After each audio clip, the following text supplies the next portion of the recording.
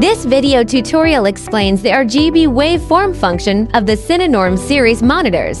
It applies to the BM5-4WR, BM5-4, and BM7-DS models. First, tap the screen to bring up the menu. Tap the Add button. Select Waveforms. Then choose RGB Waveform to add and enable this feature. On this page, there are 4 parameters you can adjust: opacity, load LUT, full screen, and position. Tap opacity, and you will see 4 options: off, 25%, 50%, and 75%. You can adjust the opacity of the RGB waveform according to your needs. Tap Load LUT to view the exposure and color value status after applying the LUT function. Turning off Load LUT will show the original footage's exposure and color data.